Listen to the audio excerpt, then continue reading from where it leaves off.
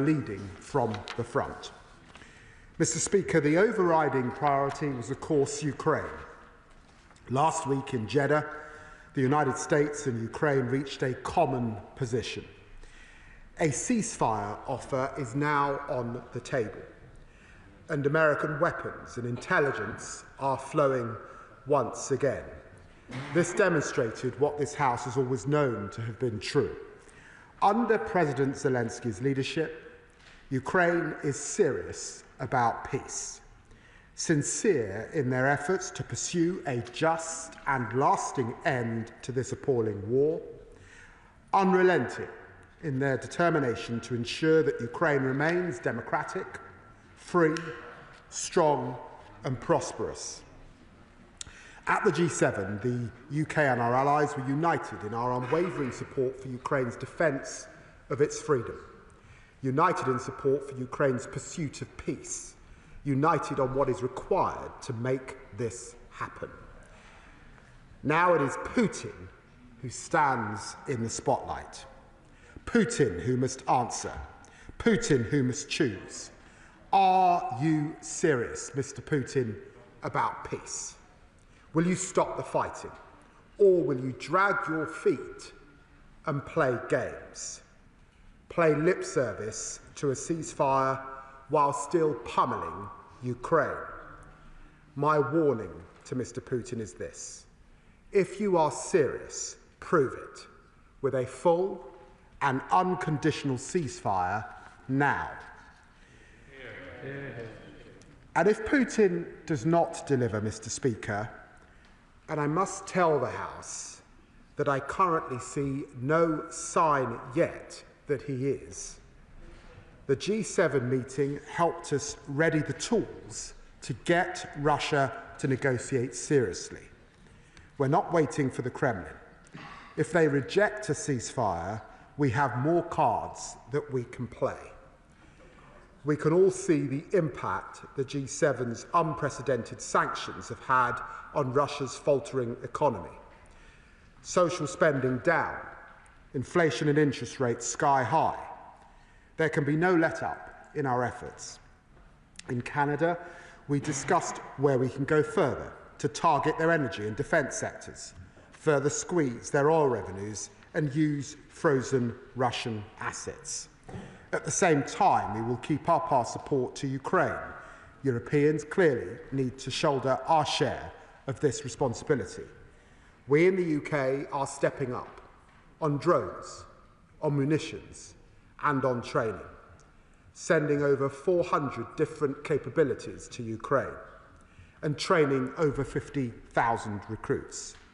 And we've announced the biggest increase in UK defence spending since the end of the Cold War. We're urging our allies to do the same, so Ukraine is in the strongest possible position now and in any peace that follows. And tomorrow I will be hosting EU High Representative Kallas, the first such visits since we left the European Union. In this moment, Ukraine's friends should be working hand in glove, and that requires a new era in UK-EU security cooperation. Finally, we are taking the steps to ensure Russia does not come back for more. We know the history, Mr. Speaker. Budapest, Minsk, paper promises betrayed by Putin. Together with France, we are establishing a coalition willing to deter Russia from invading again. To be credible, it will need US support. But Britain and our allies recognise that we need to step up, and this government is leading the effort on multiple fronts. In the past week, my right honourable friend, the Prime Minister, convened the biggest gathering yet of those willing to play their part in ensuring Ukraine's future security. This followed my visit to Canada and my right honourable friend, the Defence Secretary's trip to Paris.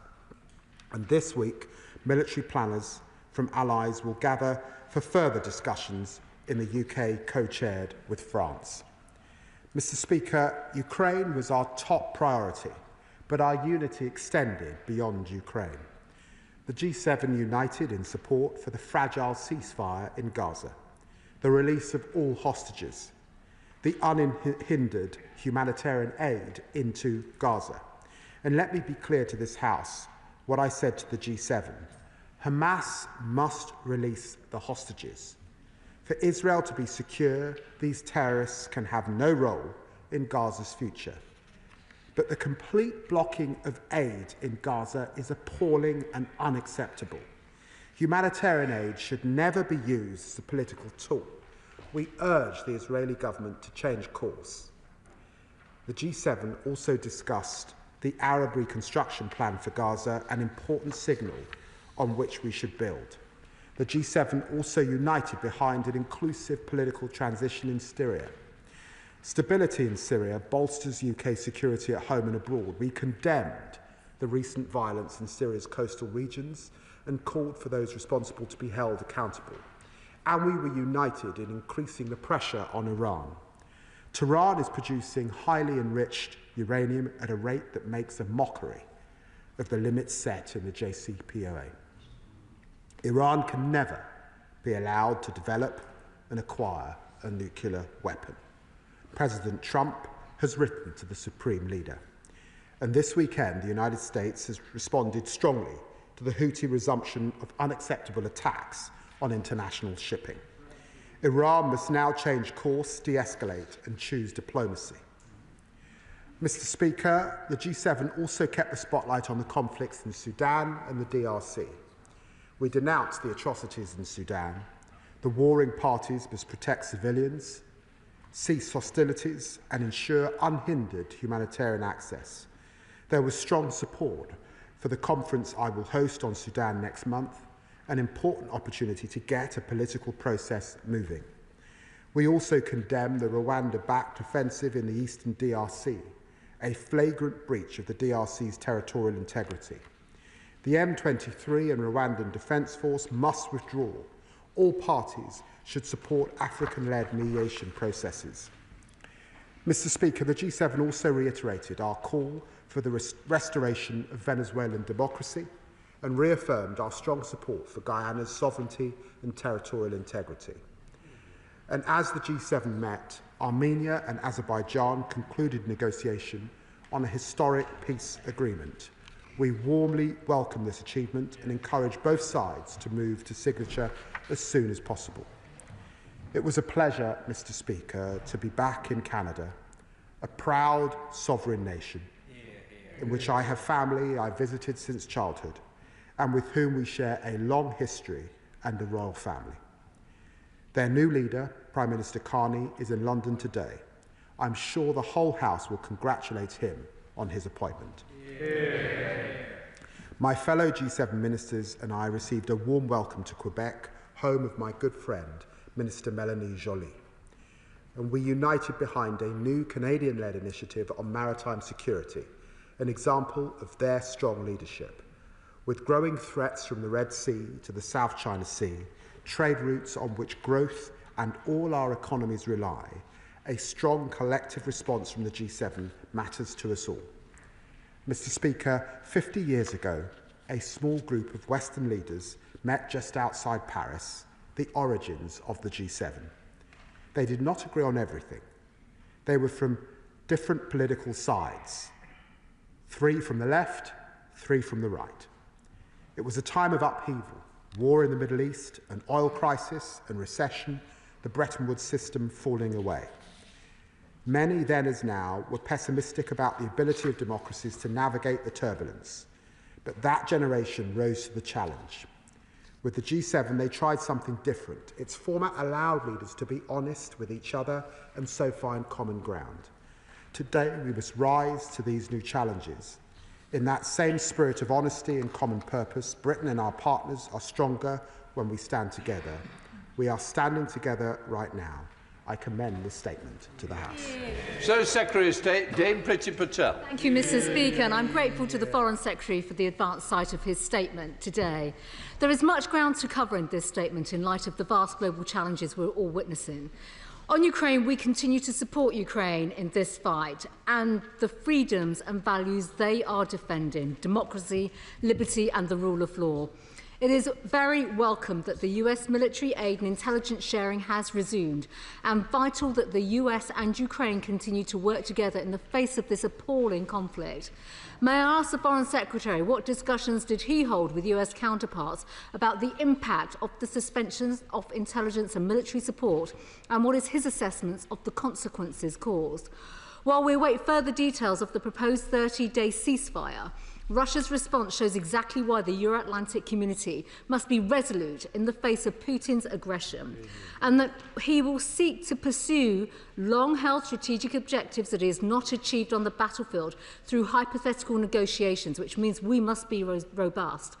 Britain must apply maximum pressure on the Kremlin, boost defence production and maintain our support for Ukraine's battlefield efforts. Britain must also use our convening role to work with allies who have other types of equipment that could plug capability gaps and broker extra support packages.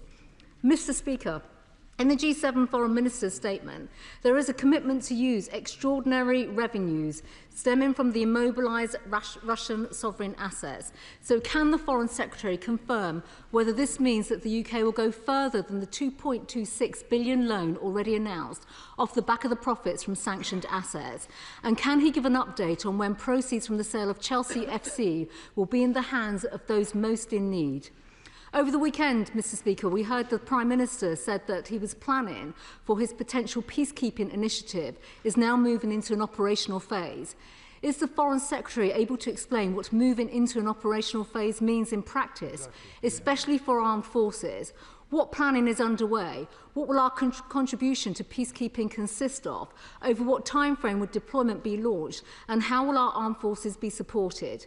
Can he inform the House which allies in this coalition of the willing have expressed interest? What will they offer? And what discussions are underway with the US on deterrence and security guarantees to ensure that an invasion like this can never, ever happen again? Turning to the Middle East, Mr. Speaker, we are absolutely united on the position that Iran-backed terrorist Hamas can have no role in Gaza's future. But what has the government done to pursue an end to this brutal regime? And what discussion has he held with Middle Eastern counterparts on their proposed plan for the future of Gaza? Now is the time for maximum pressure on Hamas from the international community. They must release every single hostage. Is the UK directly involved in discussions to drive action in a positive direction? On Syria, Mr. Speaker, was there discussion about the ongoing status of HTS as a proscribed terrorist group? Following the government's lifting of 24 sanctions on entities linked to the deposed Assad regime, does the recent violence change the government's assessment of the merits of lifting these kinds of sanctions? Mr. Speaker, we understand from the BBC that the UK did not directly participate in the US airstrikes on the Houthi targets at the weekend, but that our armed forces provided routine refuelling support to the US. Can the Foreign Secretary share with the House what the precise nature of the UK support was? In particular, given that the UK conducted multiple joint airstrikes with the US last year against Houthi militant targets to degrade their ability to threaten freedom of navigation. So can the Foreign Secretary explain why on this occasion it was decided that we would not deploy our own strike capabilities? And does he assess that there has been an increase in threat to the freedom of navigation in the Red Sea and to British vessels and personnel? If so, what is the government's overall approach to this threat and to the Houthis? Are hard power options still on the table as they were last year? Will the government ramp up sanctions and pressure on the Houthis and, importantly, on Iran, the malign force in the region that continues to back them? What steps is the government taking to interdict weapons flowing from Iran to the Houthis? And what discussions has the Foreign Secretary had with his American counterparts on the US approach to Iran more broadly? And where does the UK fit in this? Mr. Speaker, the G7 statement also made reference to the range of challenges posed by China. Our key partners are alert to the threat China poses, but this government seems to be oblivious to it. As China threatens global security, our national interests, and to put bounties on the heads of Hong Kongers living here, we've also seen the Energy Secretaries following the Chancellor and the Foreign Secretary kowtowing to the Chinese Communist Party, and the Foreign Secretary and the Home Secretary, who are responsible for national security, are now the cheerleaders for the Chinese Super Embassy planning application. So will the Foreign Secretary disclose in full all contacts and communications between his department, Downing Street, the Chinese Authority and MHCLG about this matter? Does he recognise the anxiety this planning application is causing to the groups who are threatened by China? Will he accept the threats and risks that mean China must join Iran on the enhanced tiers of furs? And finally, Mr. Speaker, on the Chagos surrenders deal, was this discussed with his US counterparts? Will he commit to present a draft treaty to the House before it is signed? And how can he justify handing over billions of pounds of British taxpayers' money to Mauritius instead of defending our sovereignty? Well, I'm very grateful, Mr. Speaker, particularly for the cross-party nature of the Secretary of State for the Opposition. Mr. Speaker, I'm a little jet lagged. I got off a plane at 6 o'clock, so you'll forgive me. But I'm very grateful to the Right Honourable Lady for the manner of her remarks, particularly on Ukraine, and there were a number of questions which I will seek to deal with. She's absolutely right that Zelensky has made absolutely clear that he is committed to peace. She asked me about the US decision on a military pause in aid and on intelligence aid. I'm pleased to say that our assessment is that that pause, as she will know, was for a short period, not an extended period, and therefore it has not had a material effect. But we were pleased to see that resume, and we were pleased to see what flowed from Jeddah, which was the United States, European allies, and President Zelensky in Ukraine, absolutely square now with the need for that ceasefire, and it is for Putin to unconditionally now accept that ceasefire. The ball is in his court. And I was pleased to be able to discuss these matters with Secretary Rubio over the course of the 3 days at the G7, but also with Vice President Vance yesterday morning at his residence in Washington. She rightly asks about Russian assets. Let me make clear, Russia must pay for the damage it is causing Ukraine. I'm delighted that the first £752 million payment of the UK's £2.26 billion loan to be repaid by the profits has been generated on Russian sanctioned assets so far, but she knows that there is rightfully a discussion about moving from freezing to seizing. It's important that if we were to move in that direction, that there is unanimity amongst the G7, of course, and that there is a way forward within the European Union for those countries that are most exposed, and as she would expect, at pace. We are discussing these very same issues.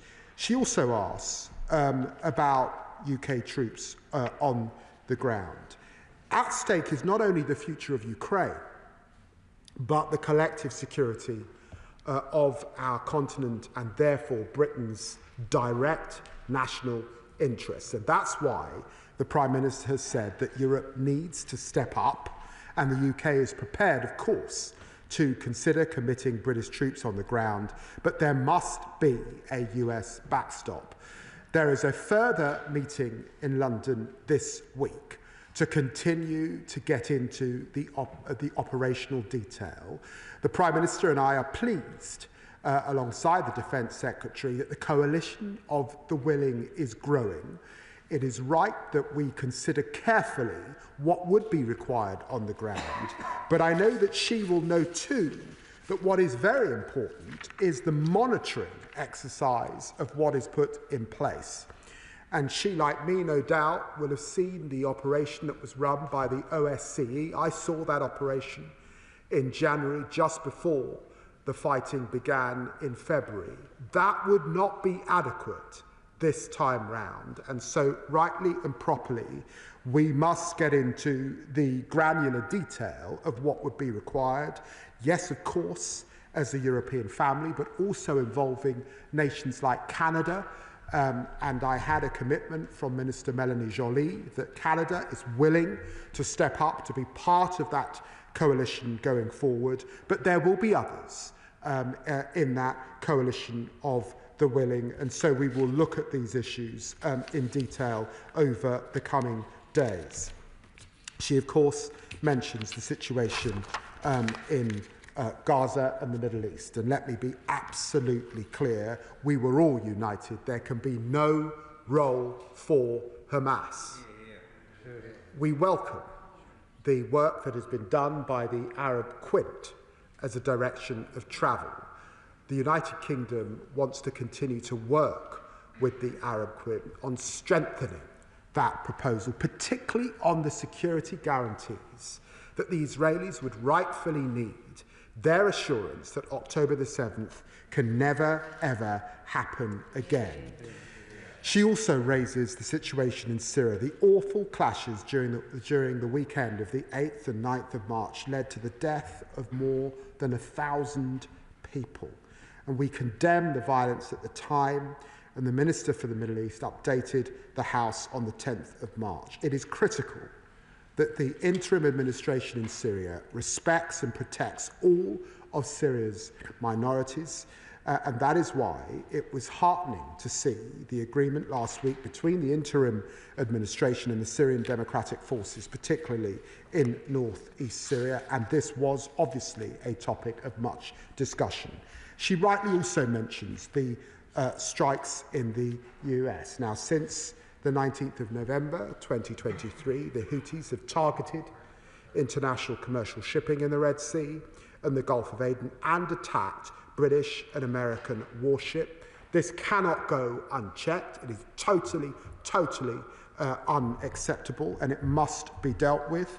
We don't comment, of course, on other nations' military operations, but I can confirm that we did not take part in the strikes over the weekend, but we are in close touch with our US friends and on the need to act with the Houthis and what they are doing in the Red Sea.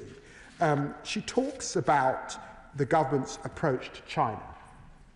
What I can assure her is from this government, there will not be 7 different approaches to China, which is what we experienced under the last government.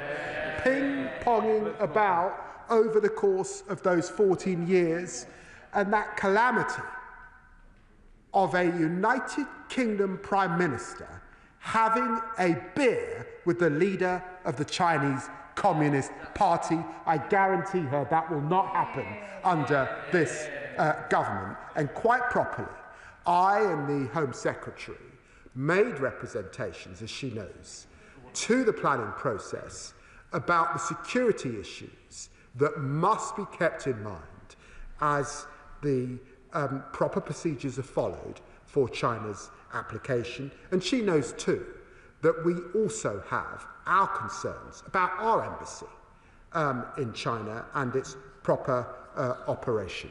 Thank you, Madam Deputy Speaker. Chair of the Foreign Affairs Select Committee, Emily Thornbury. Thank you very much, Madam Deputy Speaker. I'm so pleased to see the Foreign Secretary this weekend continuing to lead our allies in support of Ukraine, and equally pleased to see that he has expressed his support for the issue of moving from freezing to seizing Russian assets. We do have 18 billion of them held in the UK. Madam Deputy Speaker, I have to say, though, if we're serious about doing this, then I wondered if we could start getting on with it. So the question I have is, what moves is his department making for example, putting legislation on the books which would allow us to seize those assets when the right time comes?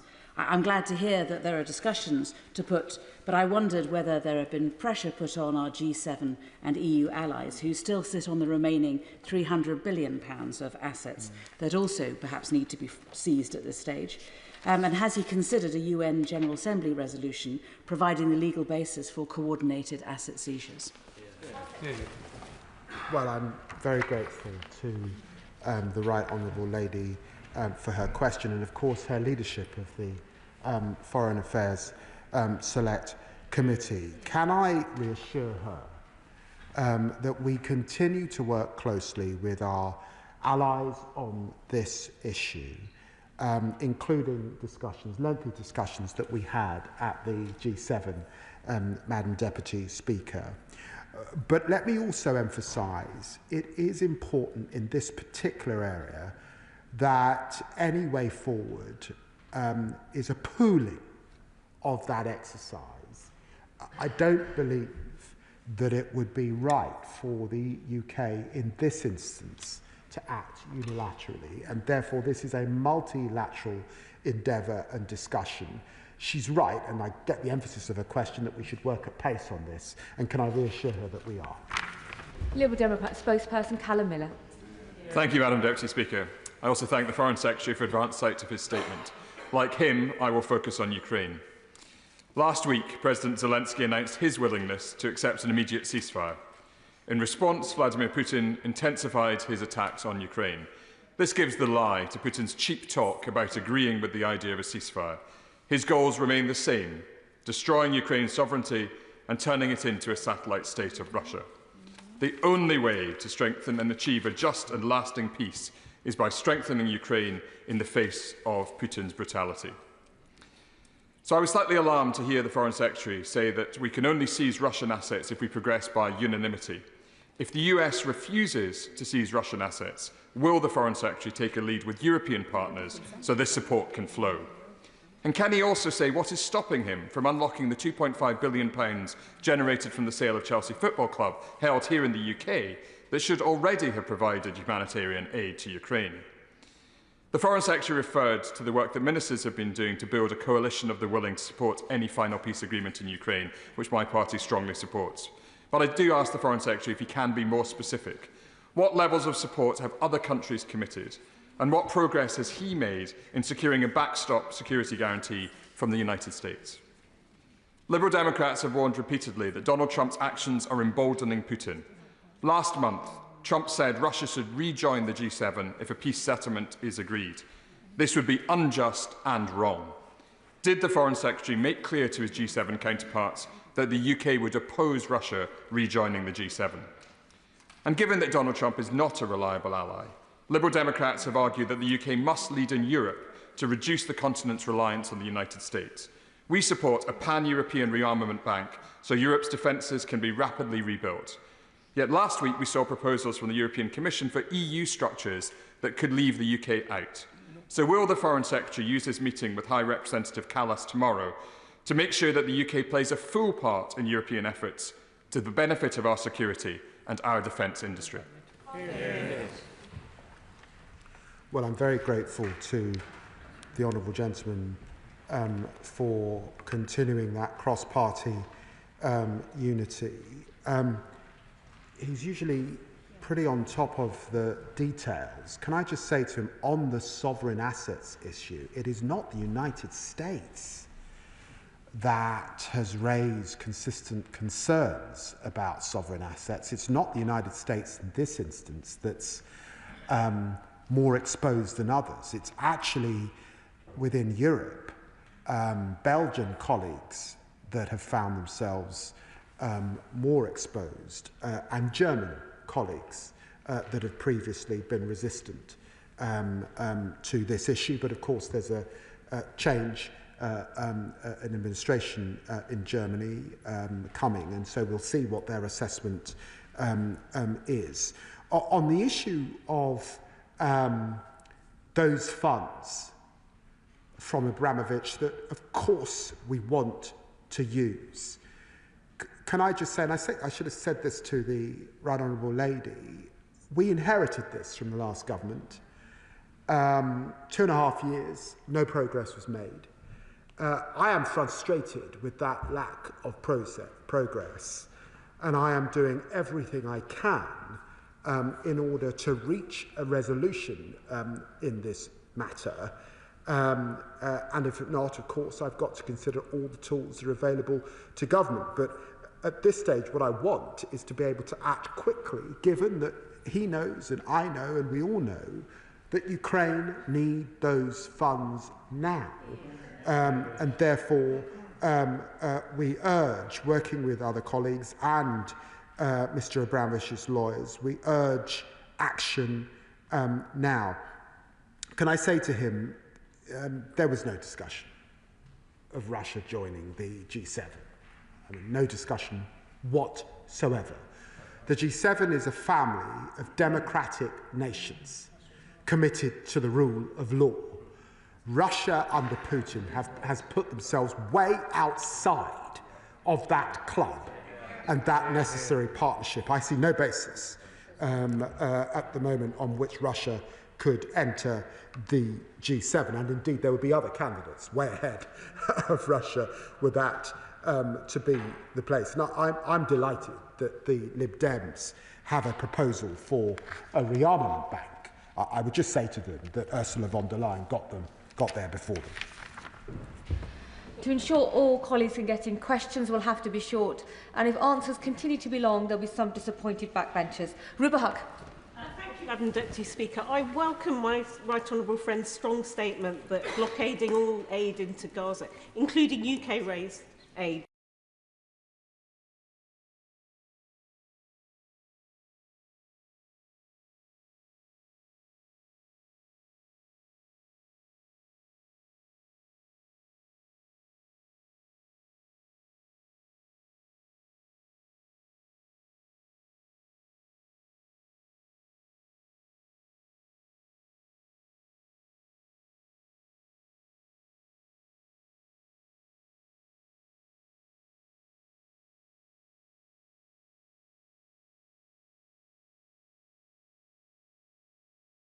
Unacceptable, hugely alarming and very worrying, and we would urge Israel to get back to the amount of trucks that we were seeing going in, way beyond 600, so that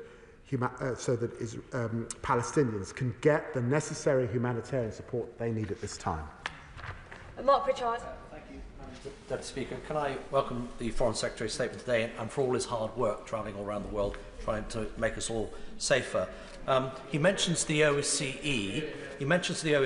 Whilst the previous model may not be fit in Ukraine for the future, I hope we recognise the important role of the OSCE will play in future elections in Ukraine, and certainly some new model perhaps alongside a security force. But may I just bring his attention to the joint statement from Canada, where it says the highlights, quote, Iran is the principal source of regional instability, and, quote, some would argue, of course, global instability and insecurity. And in his statement today, he says, quote, Tehran is producing highly enriched uranium at a rate that makes a mockery of the limits set in the JCPOA.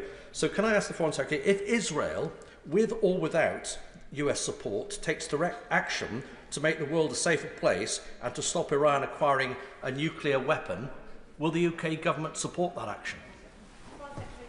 Well, I'm very grateful for the honourable gentleman raising this issue of Iran and their desire to have nuclear capability.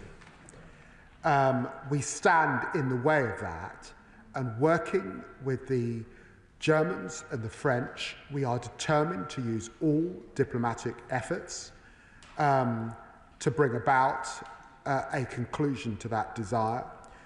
And I discussed that, of course, with Secretary of State Rubio alongside my French and German counterparts at the G7.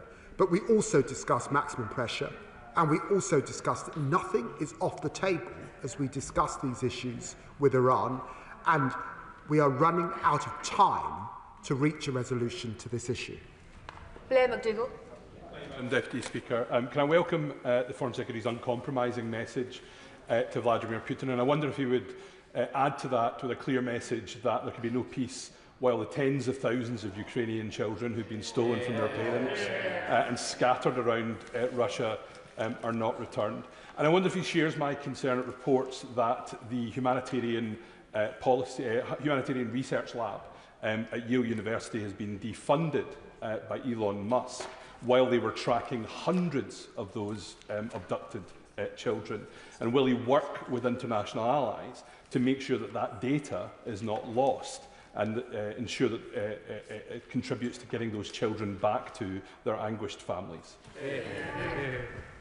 Well, can I congratulate my honourable friend for his question, for the horrors of what the Russian regime has done to those children, for the manner in which, and he will be pleased, and the whole House will be pleased, that we have, through our ODA budget, supported efforts to retrieve and work alongside those children. I was so pleased to spend time with some of those children on my last visit to Ukraine with Madam Zelensky, but also on the previous visit with the work that is going on. And we keep this issue absolutely in our sight. It cannot be a negotiating tool in any future discussions that we have with Mr. Putin. Sir Gavin Williamson. Thank you, Madam Deputy Speaker. And if I can draw attention to my register of interest, the Secretary of State for Foreign Affairs rightly set out a broad range of challenges that were discussed there very well and very detailed, but one area he touched on was the threat of the Houthis, and of course they're being supported by Al-Shabaab in Somalia, and of course you have the Republic of Somaliland, which is the only democratic country in the area that's valiantly trying to fight these terrorist threats. Will the Secretary of State commit to his department to working with the government of the Republic of Somaliland to deal with those threats that they're facing, but we're also facing? Well, can I reassure the honourable gentleman that this was also raised in discussion with G7 colleagues. He's absolutely right. Al-Shabaab is a deep, deep concern, and the terrorism that emanates from their activities is something that we closely monitor and work with partners on. And yes, of course, I can give him that assurance. Happy St Patrick's Day to you, and happy birthday to my dad, who no doubt's watching. He likes to keep an eye on me, Madam Deputy Speaker. A lot of time for the TV. The Secretary of State will know that there are a number of Sudanese British people in Newcastle. I've raised some of their case with him today. They remain devastated by what they see and what their family members are going through on television and in the media, and so I'm thanking him and his team for the support that they've given me in my constituents so far. But in advance of the conference to which he's just referred, can I urge him to engage the AU, the Commonwealth and the Arab League to make sure that the political process to which he referred in his statement is fit for purpose? Well, can I wish my honourable friends, Father, all good wishes too on his birthday, and thank him for the way he has continued to raise these issues of conflict in Africa in the chamber. He will be pleased that I met with the African Union at the G20 a few weeks ago. We will work with them for the conference on April the 15th. We expect them to attend alongside other African nations. It's hugely important that we make some breakthrough, not just on the humanitarian side, but on the political side, to bring this conflict to an end. Deputy Speaker, the Foreign Secretary is clearly a busy man, and I understand why we haven't seen him since the Prime Minister announced a 40% cut to the overseas development budget on February the 25th. So can I ask him now, were the consequences of slashing overseas aid discussed at the G7, and how did he explain to them that withdrawing life-saving aid to the poorest people on the planet, thereby making them even more dependent on Russia and China, would in the long run make us all safer and more secure? Well, can I just say to the honourable gentleman that occasionally he's wrong. And very occasionally, Deputy Speaker, the Prime Minister made a statement about defence spending. It was a statement that was applauded right across the European families and certainly in the United States, and it was essential. The following week, the Prime Minister came back and made another statement about leading efforts within Europe, and I was sat right next to him. So I'm just going to say to the honourable gentleman needs to get his eyes tested, Madam Deputy Speaker, because I was on the issue of development aid, which is an important issue. We have not made an ideological decision. We do not want cliff edges, and it's important that the honourable member knows that when one looks at foreign policy, diplomatic efforts, development efforts, and of course hard power, this is a family of tools. he should never forget that the war in Ukraine has cost the African continent $7 billion. And that's right. It's right that we defend in our defences, but it's also right that we continue to spend aid in Ukraine. Baxter. Thank you, Madam Deputy Speaker. I think my constituency neighbour was reading my notes earlier by raising the issue that he did, but I'll raise it again because I don't believe we can say enough about the 19,546 stolen children from Ukraine and the humanitarian research lab at Yale University, who have just had their funding cut by the United States, were not only trying to reunite those children with their families, they were also documenting some of the war crimes that are currently taking place. So can my right honourable friend say a little more about how we're going to ensure that work is not lost, and also can he say what we're doing to support families who will be reunited with children who will be so severely traumatised? Yeah. Secretary. Well, I'm grateful to the Honourable Lady. Can I just reassure her that the UK does continue to track Russia's deportation of Ukrainian children, which is a clear violation of international law. I met with Madam Zelensky in Kyiv back in February on this issue. The UK was very pleased to see another group of children returned via Qatari mediation in September 2024. We're consistently raising awareness of child deportations in our comms and across multilateral forum like the OSCE, and of course in ensuring that in any changes we make to development spend, that we are making sure that our commitments to the humanitarian efforts are made to Ukraine. This is an area where she could expect to see the UK continue to fund support. Morrison. Deputy Speaker, it's good to hear that the G7 believes that Iran should not be allowed to build a nuclear bomb. It's a statement of the obvious. It's also good to hear that President Trump has sent a strongly worded letter to the Supreme Leader. But does the Foreign Secretary agree with me that the JCPOA was dead in the water the minute President Trump pulled out in 2018? And he talks of what we might now do and that nothing is off the table. Would he confirm that that includes military action? Secretary. Well, I must let Mr. Trump speak for himself when he says that nothing is off the table in dealing with Iran. But I am pleased that in working alongside the US, they recognise the important role that we, the French and German, play. They recognise that maximum pressure is essential. And we have made clear to the Iranians that that step back and the sanctions that would follow, squeezing the Iranian economy at a time when everyone accepts that Iran is weak, is not what they want to see. So they need to get serious about their nuclear ambitions, and we will work on all tracks. And of course, he will have read, just like I have, that military endeavour is absolutely an option that certainly our Israeli colleagues remind us about on a pretty regular basis.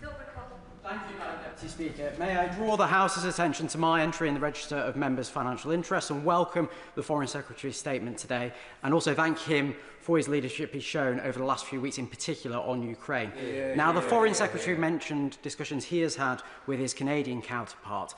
Following the G7 meeting he attended, is he able to share what further progress he has made in building the much-needed coalition of the willing in order to guarantee Ukraine's security?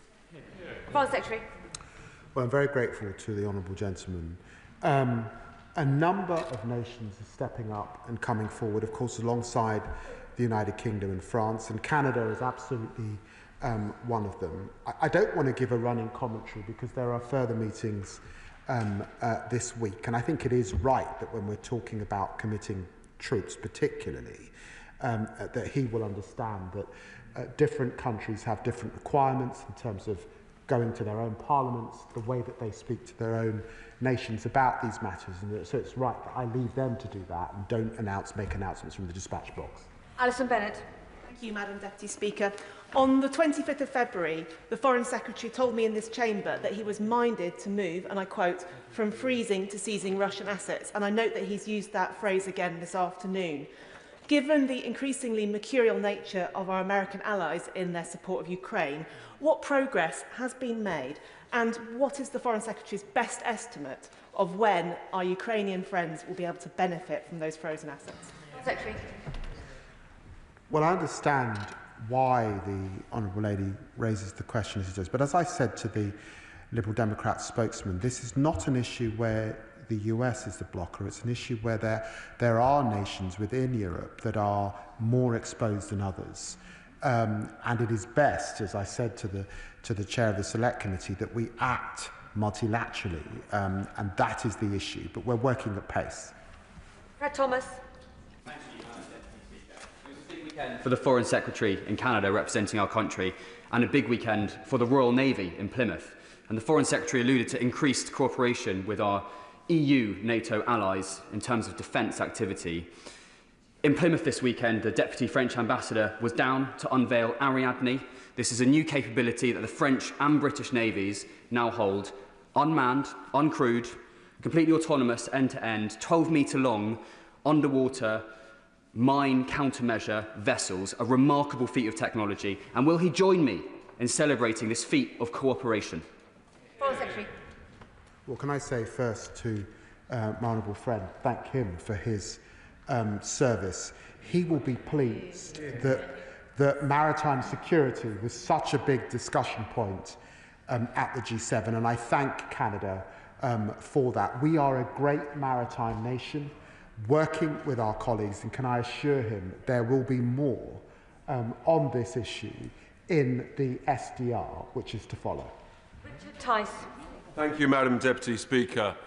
I thank the Foreign Secretary for his statement. It seems to me that Putin views the failure to seize the frozen assets as a sign of Western weakness. And if there are some reluctant countries in this, given that the Prime Minister is rightly leading a coalition of the willing, could the Prime Minister and the government lead a coalition of the willing of those nations who will seize those frozen assets? Well, can I say that it's right and proper, as right across Europe we see a cost of living crisis, that we pool our efforts, but also that respective Treasury departments and finance ministers are satisfied that this would not have a detrimental effect on the global economy. Those are the necessary discussions that are being had. He knows my emphasis, but can I assure him that Europe is more united on these issues than we're currently seeing from reform? Thank you, Madam Deputy Speaker. And I'd also like to thank the Foreign Secretary for his statement to the House today. Last week, I hosted a Westminster Hall debate on the International Fund for Israeli-Palestinian Peace. And I wonder if the Foreign Secretary could advise the House if he was able to raise the matter at the G7 Foreign Ministers meeting, and if he might commit to a further meeting with MPs to discuss the UK's commitment to that fund. Well, we were able to discuss Gaza and link that discussion to a broader discussion on development spend and on our commitment to Gaza. He will know particularly that the United Kingdom supports the Palestinian Authority and the necessary reforms that they need to make. And can I assure him that I, or indeed the Minister for the Middle East, will meet and discuss these issues further? Jeremy Corbyn. Thank you, Madam Deputy Speaker. In his statement, the Foreign Secretary describes the blocking of aid to Gaza as appalling and unacceptable. Why doesn't he also confirm it's illegal, it's in breach of international law, and the continued bombardment of Gaza is likewise, as is the bombardment of the West Bank? When is the British government going to finally say to Israel, we will no longer supply weapons to you, we will no longer continue security cooperation while you continue to illegally occupy territory and commit international law war crimes in both Gaza and the West Bank? Foreign Secretary. Well, can I say to the right honourable gentleman that I did say in my contribution that it is in breach of international humanitarian law, and of course we have spoken to the Israelis about those concerns, and indeed he will recall the decision that I made back in September of last year to suspend arms, and it was largely because of that breach. John Slinger. Thank you, Madam Deputy Speaker. Earlier today in Parliament, I chaired an event to remember the victims of the appalling chemical weapons attack at Halabja on the 16th of March 1988, carried out by the vicious Saddam Hussein regime.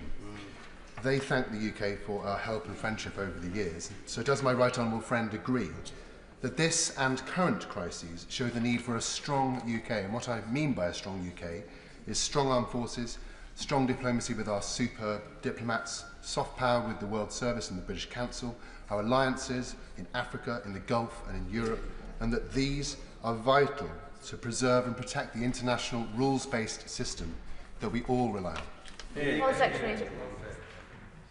Well, the honourable gentleman put his remarks incredibly well.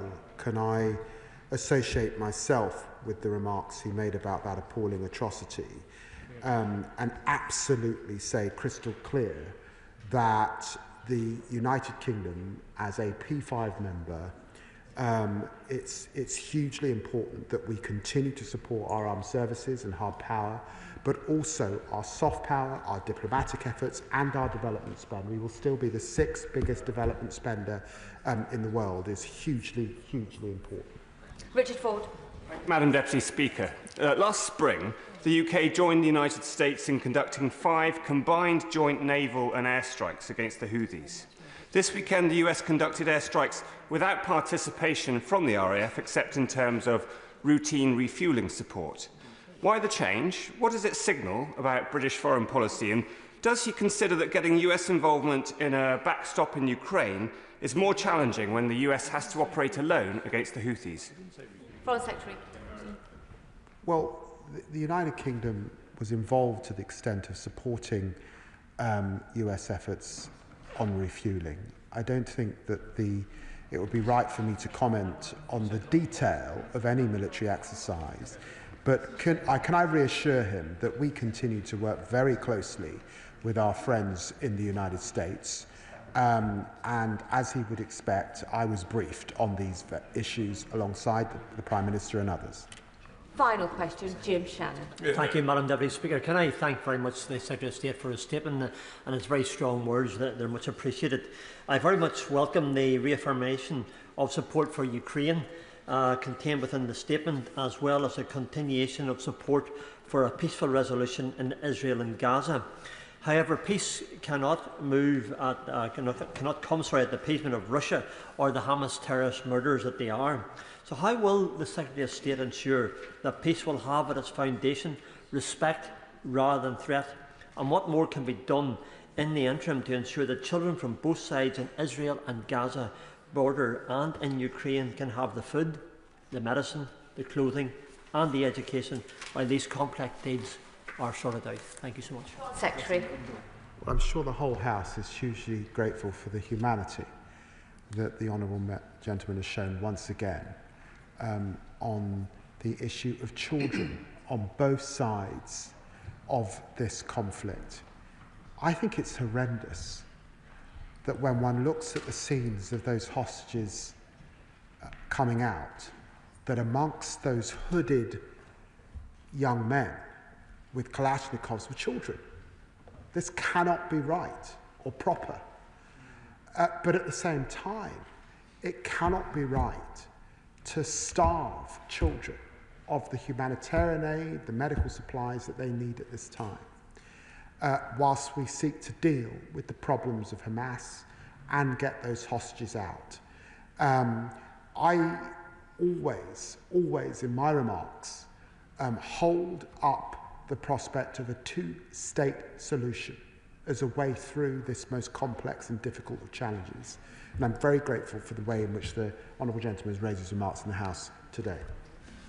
That concludes the G7 statements. I'll give the front benches a few moments to swap over.